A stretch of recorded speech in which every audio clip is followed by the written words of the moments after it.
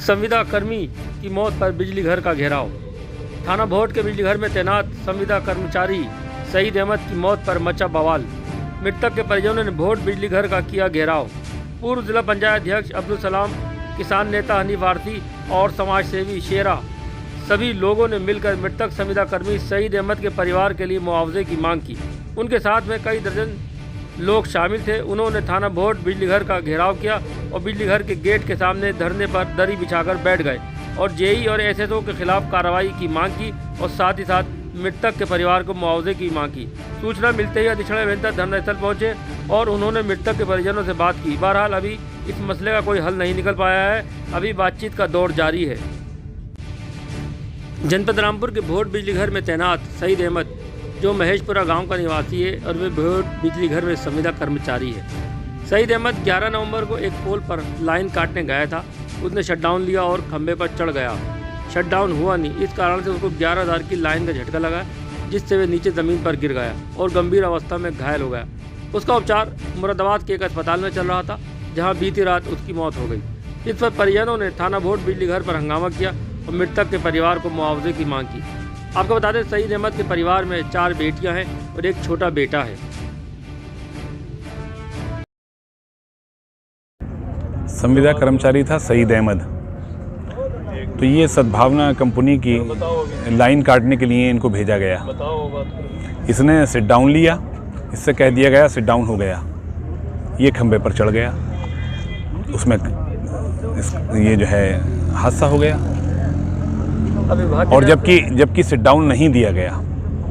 अगर sit down होता तो ये इसकी जान नहीं जाती। किसकी लापरवाही मानते हैं? ये पूरा बिजली विभाग के अधिकारियों की और यहाँ के कर्मचारियों की लापरवाही है कि इस तरह एक अपने कर्मचारी से कह दिया जाए कि सिट डाउन हो गया और सिट डाउन ना दिया जाए और वो खंबे पर चढ़ जाए पोल पर और वहाँ उसके साथ उसकी जान चली जाए।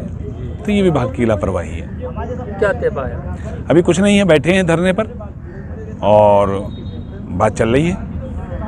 तहरीर वगैरह भी दी है? तहरीर दे दी है।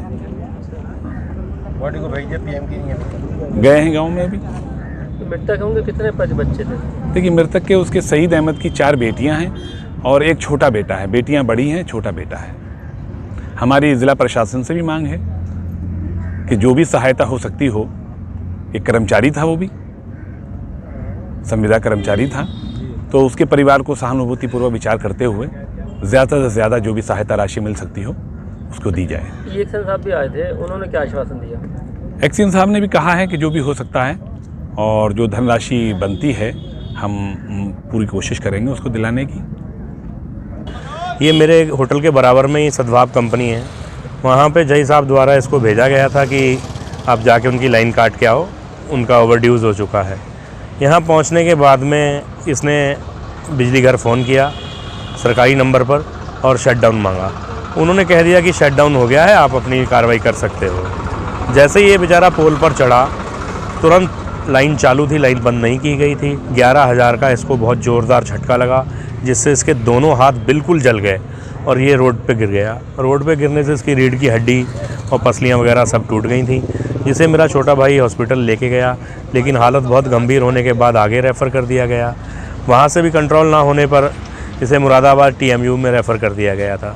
4 दिन इलाज के उपरांत कल रात 11 बजे इसकी मृत्यु हो गई। अब तय ये पाया है, ना तो अभी तक जय साहब यहाँ पे आए हैं, ना SDO साहब आए हैं। सुबह से जय साहब को 6 बजे से बता रखा है, अभी तक नहीं पहुँचे हैं। अब एक्शन साहब पहुँचे हैं तो उनका ये कहना है कि मैंने फ़ोन किया है, वो लोग आ रहे हैं। लेकिन ये तो बहुत बड़ी लापरवाही है। एक जई लाइनमैन एक जई के अंग होते हैं, जब उसके लाइनमैन मरने के बावजूद भी वो यहाँ नहीं पहुँचे तो उनके अंदर कितनी इंसानियत और ईमानदारी होगी कि वो अपने कर्मचारियों को कोई मदद दे पाएँ।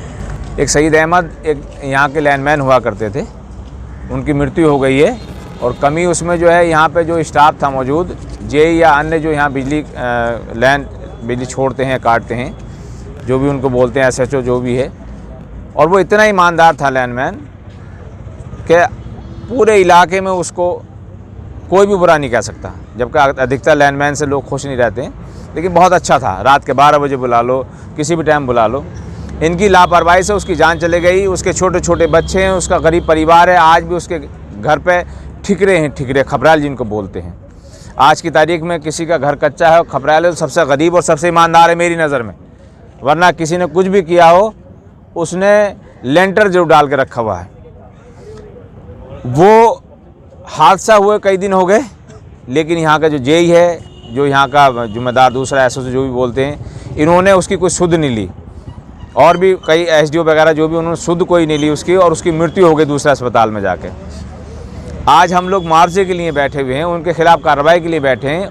उन्हें तीनों चारों जो भी उसमें जिम्मेदार हैं उसकी मौत के, उन्हें निलंबित किया जाए, उनके खिलाफ मुकदमा दर्ज किया जाए और 20 लाख रुपए कम से कम मुआवजा उसको मिलना चाहिए।